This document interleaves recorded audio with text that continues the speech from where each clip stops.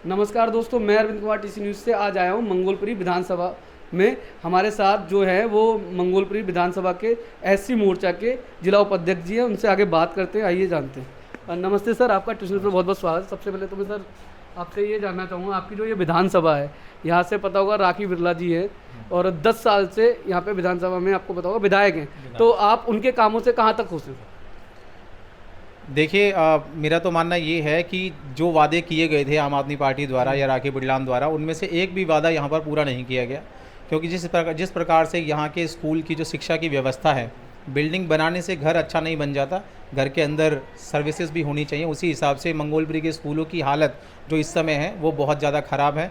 दूसरी बात, अगर हम लोग स्कूलों के अलावा यहाँ पर दूसरे हालत देखें, पार्क बहुत ज़्यादा बुरे हालातों में हैं, सड़कें बहुत ज़्यादा बुरी हालतों में हैं, और सबसे बड़ी बात, मंगोलपुरी में जिस प्रकार से खुले प्रकार में नशा बिक रहा है, जिसमें शराब, चरस, गांजा, स्मैक तक यहाँ पर जो बिकने लग गई है, उसकी वजह से मंगोलपुरी का युवा और आने वाली जो पीढ़ियाँ हैं वो बर्बाद हो रही हैं। और इसका सीधा का सीधा जो जिम्मेदार है वो हमारे दिल्ली के मुख्यमंत्री केजरीवाल हैं। केजरीवाल जी ने तो अब इस्तीफा दे, तो सर आपको पता होगा, हाँ ठीक है, आपको पता हो, आपने बोला कि यहाँ पे नशा, ये सारी चीज़, तो ये किसकी जिम्मेदारी है? दिल्ली सरकार की जिम्मेदारी है या केंद्र सरकार की जिम्मेदारी, क्या लगता है आपको? ऑब्वियसली अगर हम दिल्ली की बात करें तो दिल्ली के मुख्यमंत्री केजरीवाल हैं और उनको ये जिम्मेदारी लेनी होगी, क्योंकि राखी बिरलान यहाँ की विधायिका हैं पिछले 10 सालों से, और इन 10 सालों में उन्होंने इस नशे को जिस प्रकार से इन्होंने प्रसार किया है, यहाँ पर जिस प्रकार से इन्होंने उगाही की है, जिस प्रकार से ये अपने धन से अपने घरों को भर रहे हैं, और लोगों की जीवन जिस प्रकार से ये लोग यहाँ पर मर रहे हैं, उसकी पूरी की पूरी जिम्मेदारी राखी बिरलान की है, आम आदमी पार्टी की है, अरविंद केजरीवाल की है। अच्छा, इस बात पे मैं आपको रोकना चाहूँगा। आपको पता होगा कि पुलिस प्रशासन जो वो केंद्र सरकार के हाथ में, तो ये जिम्मेदारी तो केंद्र सरकार की होनी चाहिए। जो यहाँ पे नशा वगैरह हो रहा है तो केंद्र सरकार देखेगी ना, तो इसमें आम आदमी पार्टी या राखी बिरला जी का क्या? देखिए, क्या होता है कि जब हमने अपने यहाँ से चुनकर पहले एक विधायक भेजा, चुनकर यहाँ से एक मुख्यमंत्री भेजा, और चुनकर यहीं से हम लोगों ने अपने काउंसलर भेजे। अब हमारे काउंसलर भी आम आदमी पार्टी से हैं, हमारे विधायक भी आम आदमी पार्टी से हैं, और जो केजरीवाल हैं वो भी आम आदमी पार्टी। जब सारा का सारा सिस्टम ही केजरीवाल का है, तो उसके बाद हम केंद्र सरकार पर कैसे तोहमत लगाते हैं, ये कैसे बोलते हैं कि उनकी जिम्मेदारी है? सिर्फ केजरीवाल का कहने का मतलब ये नहीं होता ना कि केजरीवाल यहाँ पर अभी नालियाँ साफ करने के लिए यहाँ पर हैं, या फिर ये छोटे छोटे काम करने के लिए है। उनका काम ये भी तो बनता है ना कि लोगों को एक अच्छी शिक्षा, एक संपूर्ण जीवन वो दे सकें, क्योंकि वो मुख्यमंत्री हैं। आप बार बार ये कहकर इसका ठीकरा आप केंद्र सरकार पर ही नहीं फोड़ सकते। एक तो ये बात होगी, कोई भी परिवार का पिता अपनी जिम्मेदारी से भागकर किसी पड़ोसी पर जिम्मेदारी नहीं डाल सकता। सर, वो तो कहते हैं हमने स्कूल बहुत अच्छे किए, शिक्षा का स्तर बहुत अच्छा किया है, और मेडिकल दवाइयाँ, आपको पता होगा, ये तो आपको भी पता हो। कहते वो तो जो बोलते हैं कि हमने स्कूल अच्छे किए, फर्स्ट मतलब, और दिल्ली को हमने लंदन बनाने की मतलब बोला था, उन्होंने कमेंट भी किया था, आपको पता होगा। और कहते हैं कि स्वास्थ्य व्यवस्था हमने अच्छी की है, और सड़कें बहुत अच्छी की है, और जो नालियाँ, ये सारी चीज़ें, जल की व्यवस्था, बहुत सारी चीज़ें कहते हैं कि हमने बहुत अच्छी की। तो आप यहाँ के निवासी, तो आपको मेरे से ज़्यादा अच्छा बताओ। देखिए, मैं पिछले 17-18 सालों से मंगोलपुरी विधानसभा में पढ़ा रहा हूँ, और एज ए टीचर मैं ये कह सकता हूँ कि यहाँ पर 12वीं के भी मेरे पास ऐसे स्टूडेंट्स आते हैं जिनको पढ़ना और लिखना तक नहीं आता। अब आप मुझे बताइए, जो बच्चा 12वीं में यहाँ पढ़ रहा है, और केजरीवाल जब मुख्यमंत्री बने और राखी बिरलान MLA बनी, तब वो बच्चा 10वीं में था, तब वो बच्चा 2nd क्लास में था, आज वो 12वीं में हो गया। लेकिन उसके बावजूद भी आज उस बच्चे को इंग्लिश और हिंदी ठीक से पढ़नी लिखनी नहीं आती। एज ए टीचर मैं अपना एक्सपीरियंस बता रहा हूँ। तो अगर हम स्कूल की बात कर रहे हैं, स्कूलों में बिल्डिंग बनाने से की शिक्षा व्यवस्था ठीक नहीं है। तो आप क्लेम कर रहे हैं जो केजरीवाल जी कहते हैं और उनकी पार्टी कहती है ड्रामा है, ढोंग है, बकवास है, इससे ज्यादा कुछ भी नहीं है। आप जितने मर्जी बड़े बड़े पोस्टर लगा लीजिए, पोस्टर लगाने से जमीनी हकीकत नहीं बदल जाती। और जमीनी हकीकत ये है कि वो सिर्फ और सिर्फ यहाँ पर एडवर्टीजमेंट कर रहे हैं, और मंगोलपुरी क्या पूरी दिल्ली की जनता को बेवकूफ़ बना रहे हैं। और ये बेवकूफ़ी का ठीकरा आज नहीं तो कल, नहीं तो परसों फूटना है, और ये 2025 में हम आपको दिखाएंगे। अच्छा, आने वाले टाइम में क्या लगता है, जो यहाँ से राखी बिरला जी है या आम आदमी पार्टी जो कह रही है कि हमारी सरकार दोबारा से चुन के आएगी, तो लगता है कि आपको ऐसा होगा? वो कहते हैं ना कि अब का होते जब चिड़िया चिग गई खेत। पूरे 10 साल जो विधायिका ने पूरे मंगोलपुरी में कोई काम नहीं किया, अपने ऐसे ऐसे गुर्गों के साथ वो यहाँ पर काम शुरू करवाए जो यहाँ की जनता कभी नहीं चाहती थी। लेकिन उसके बावजूद भी अब आप फिर ये चाहते हो कि जनता फिर से आपको मौका देगी, अपने सर पे बैठाएगी। ये बिल्कुल अंधविश्वास है और मैं कहता इस भ्रम में उन्हें रहना चाहिए और अरविंद केजरीवाल जी को भी इस भ्रम में रहना चाहिए कि वो मुख्यमंत्री बनेंगे। लेकिन ऐसा होने नहीं वाला है, क्योंकि उनकी इस बार सीट डेफिनेटली जानी है और दिल्ली के लोग ये पूरी प्लानिंग करके बैठे हैं कि राखी बिरलान को यहाँ से हर हाल में निकालकर उसको बताएंगे कि एक्चुअली विधायक का काम क्या होता है। हाँ। डिप्टी स्पीकर भी बना दिया गया है। आपको गौरव की बात हो जाएगी, आपके विधायक को डिप्टी स्पीकर का पद मिला है विधानसभा। नहीं सर, हमारी विधायक नहीं है, हमारी विधायक होती तो काम करती, हमारी विधायक होती तो मंगोलपुरी के हर एक व्यक्ति की समस्याओं को सुनती। अगर मैं यहाँ के सरकारी हॉस्पिटल की बात करूँ, मैं संजय गांधी हॉस्पिटल की बात करूँ, तो इतने बुरे हालात हैं कि लोग जब हमारे पास आते हैं हेल्प के लिए, जब उनको हम वहाँ भेजते हैं तो वहाँ दवाइयाँ नहीं हैं।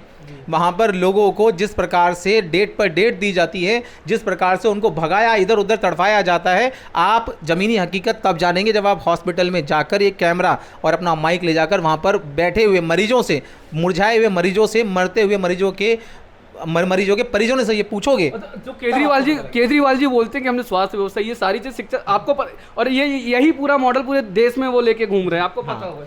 हाँ बिल्कुल, अब मैंने वही बोला ना, एडवर्टीजमेंट के मुख्यमंत्री हैं वो। अब एडवर्टीजमेंट लेकर आप जितने मर्जी पोस्टर लगा दीजिए, तो पोस्टर लगाने से अब ज़मीनी हकीकत नहीं बदल जाती। ज़मीनी हकीकत बदलने के लिए ज़मीन पर काम करना पड़ता है। पहले कहते थे हम स्वराज लाएंगे, हम लोग ये आंदोलन लाएंगे, वो आंदोलन लाएंगे, पूरा भ्रष्टाचार मुक्त होगा पूरी दिल्ली, और पूरा नशा मुक्त होगा पूरी की पूरी दिल्ली। मंगोलपुरी में इन 10 सालों में मैं अभी गिनकर आपको बताऊं, कम से कम 2 से 2,500-3 हज़ार लोग सिर्फ और सिर्फ शराब, चरस, गांजा इनकी वजह से मर चुके हैं। काफ़ी सारे परिवार जो बेचारे औरतें विधवा हो चुकी हैं, माँ बाप अपने बच्चों को खो चुके हैं, और बच्चे अपने माँ बाप और बच्चे अपने पिता को खो चुके हैं। सिर्फ और सिर्फ इसका जिम्मेदार केजरीवाल है और कोई नहीं है। अच्छा, केजरीवाल जी को लेकर हम एक बात करते हैं। आपको पता हो अभी केजरीवाल जी ने इस्तीफा भी दे दिया है। हाँ। अब वो कह रहे हैं हम जनता के बीच जाएंगे और जनता जब मुझे अपना वोट देगी या जो भी है जनता चुनेगी तब मैं इस सीट पे बैठूंगा। तो ये क्या इनकी राजनीति है कोई, आपको क्या लगता है इसमें? सर देखो, वो कहते हैं कि मैं राजनीतिज्ञ नहीं हूँ, लेकिन मैं कहूँ कि इस समय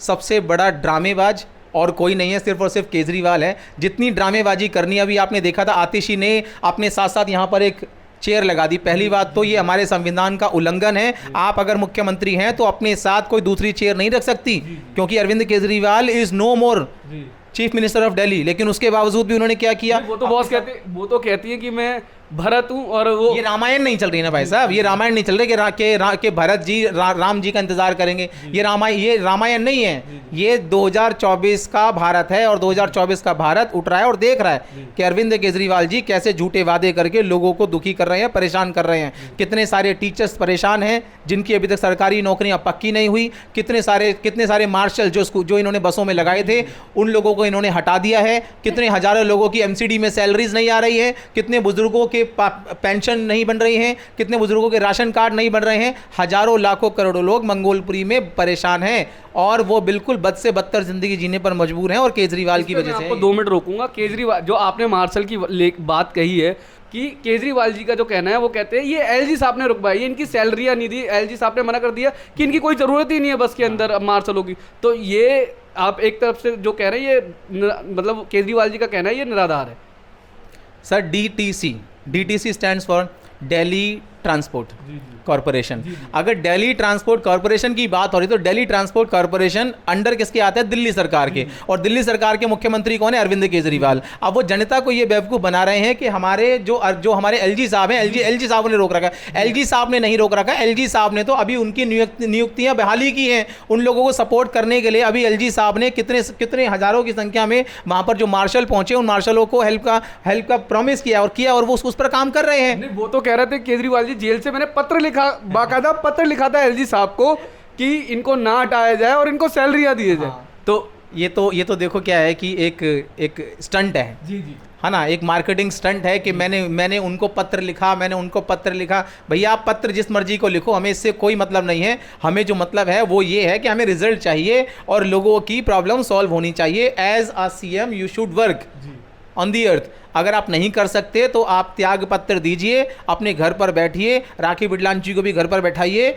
और यहाँ पर बीजेपी को काम करने दीजिए, क्योंकि सेंटर में अगर बीजेपी इतना अच्छा काम कर सकती है तो मेरा ये मानना है कि उसको दिल्ली में इस बार 2025 में आने से कोई रोक नहीं सकता। और हर हाल में 2025 में आप देख लेना, भारतीय जनता पार्टी की सरकार मंगोलपुरी विधानसभा और पूरी दिल्ली से बनेगी और मुख्यमंत्री भी हमारे भारतीय जनता पार्टी से बनेंगे। अच्छा, मैं एक बात आपको रोकना चाहूंगा, क्या जो बीजेपी के ऊपर विपक्ष आरोप लगाता है कि बीजेपी हिंदू मुसलमान की राजनीति करती है, इसके अलावा बीजेपी किसी और चीज को लेकर बात नहीं करती? रोजगार, बेरोजगार, महंगाई, इस चीज को लेकर कभी भी बीजेपी बात नहीं करती, इसका क्या जवाब?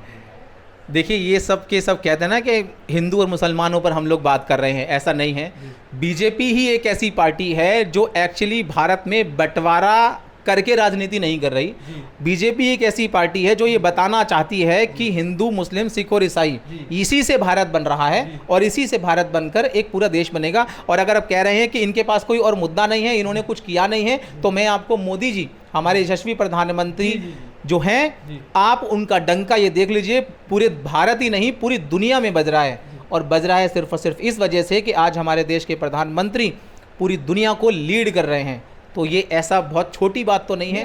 आज पूरा विश्व खड़ा हो जाता है उनको, उनके बयान को सुनने के लिए। आज पूरा विश्व उनको देख रहा है कि हमारे मोदी जी का अगला स्टेप क्या है। और आज अगर हम कहें एक नेशनल लेवल पर आप उन्नति देखिए, भारत की नेशनल लेवल पर जो उन्नति है वो काबिले तारीफ है, जो आज तक नहीं हुए। इंफ्रास्ट्रक्चर की अगर हम बात करें, अगर हम मेडिक्स की बात करें, अगर हम लोग ग्रीनरी की बात करें, तो इतने बड़े स्केल पर यहाँ पर काम किया गया है। इतनी बड़ी बड़ी कंपनियाँ अपना यहाँ पर इंफ्रास्ट्रक्चर लगा रही हैं। इवन आपने अभी एप्पल भी सुना होगा, एप्पल का खुद का अपना खुद का होम प्रोडक्शन हमारे पूरे भारत में शुरू हुआ है। तो इसका कुछ ये बहुत बड़ा रीज़न तो है ना।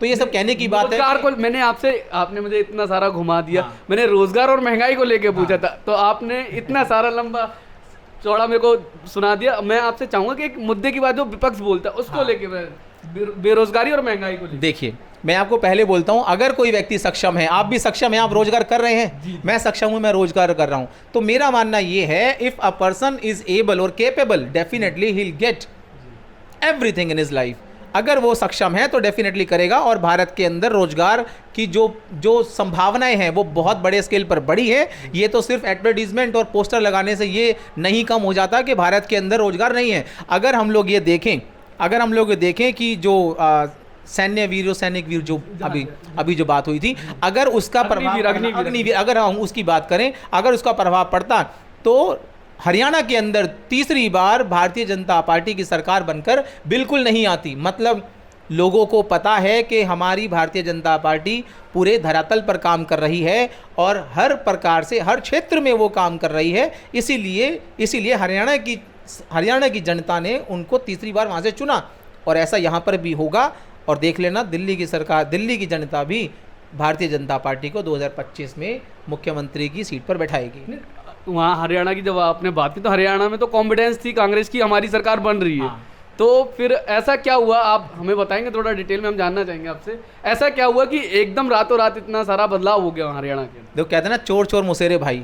अब सारे के सारे मिल गए और सारे के सारे लड़ लिए। ना तो उनके अंदर कोई संगठन है, ना कोई एकता है, किसी भी चीज़ की कोई ऐसी चीज़ नहीं है कि वो जिस पर बात कर सकें।